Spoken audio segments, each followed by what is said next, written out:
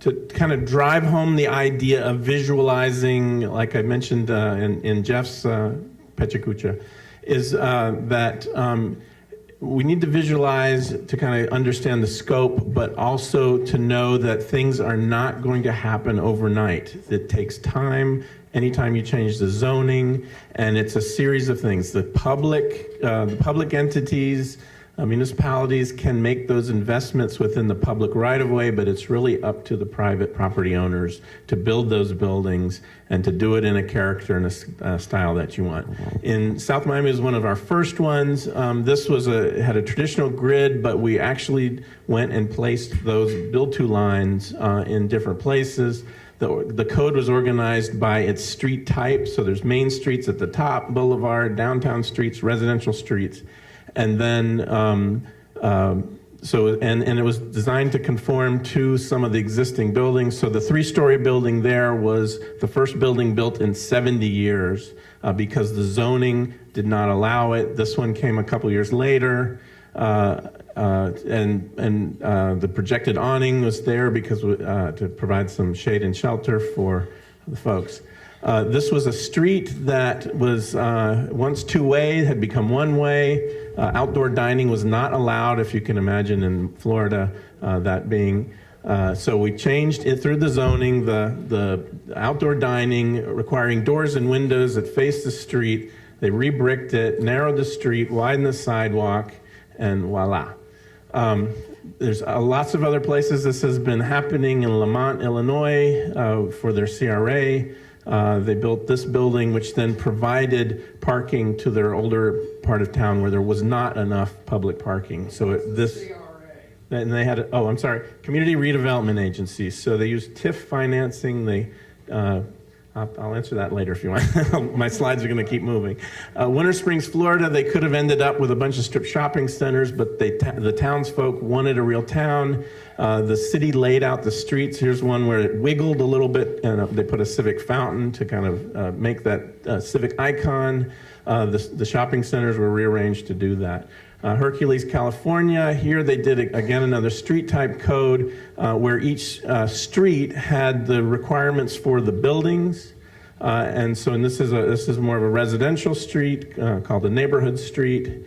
And it controlled the building placement, the setbacks, how tall they are. And then this is one of what they call the town center street. So it had a mix of uses with some commercial on the ground floor and residential or office up above. In Bradenton, Florida, they had a historic area, but what the code allowed was pretty much anything goes. And so when you compare, and this was built by the state of Florida versus the older building, they set about creating a form-based code purposely to help the town redevelop in a way that they wanted to do it. And the technique that we used was we took the parts of town that folks liked, and we did those measurements on the actual buildings, the heights, the setbacks, and we put them into a chart. And then we took those same numbers and then turned it into a code to then apply for all the parts of town where those buildings had been lost over time. And so that was great. And then we focused in, because they had very distinct styles of architecture that existed there, we honed in on the details to identify. So if you're going to do a house, you need to do it under one of these styles that exists, and these are the details. You can't mix the details from one style to the next, which sometimes happens. And that was great. Montgomery, Alabama, again, another state capital. They've got the older buildings. They created a transect-based map, which is taking, again, kind of character areas and plugging them in place. And so now we're seeing renovations in the town, but also on the edges of the downtown, they're starting to build in a similar pattern. This is, I show you, is a way to do a code. This was a developer's project, not a municipality, but Glenwood Park in Atlanta. It was an industrial site, probably about 200 acres. It was a brownfield cleanup, I guess you would call it. It should be advancing, so maybe it's. And so here again, we laid out the streets. We decided what building type should go in. So in this case, we were specific about which kinds of buildings, purposely mixed them up. So we had big houses, little houses, townhouses, apartments, flats. live-work units where you could buy a unit that had a ground floor and a unit up above. And so the regulations were, again, kind of focused on the building types, and the regulating plan said where those buildings go. So it got some good results. You've got single-family houses, you've got the whole mix, very popular.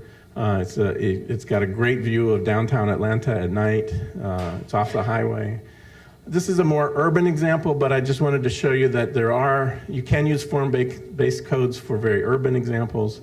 This is a suburban area in Miami where we did a combination of kind of zones and streets. And this came out of the illustrative plan for a visioning project that we had there.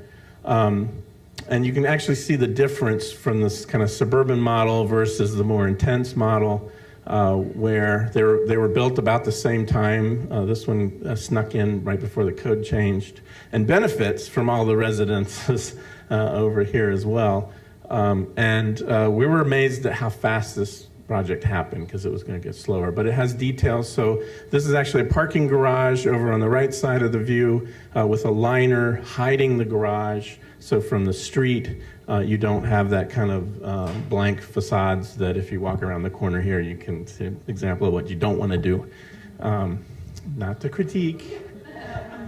And the other thing with downtown Kendall was we created, they had an open space requirement already, so we told them where it should go, so that if you can see that little park space in the middle, so that they could actually get usable green spaces. This is a different one that's a little bit more urban in character, and increase the height of the trees, the size of the trees at the time of planting.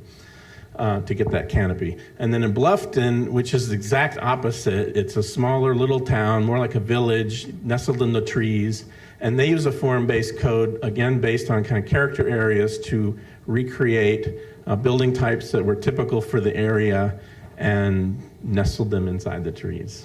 So the point is you can use a form-based code for anything that you would like. If you want it to be more urban, if you want it to be more low scale, but again, you're using it purposely to create walkable places and to create a place or a location that's a sense of place that people want to be at. That's the point.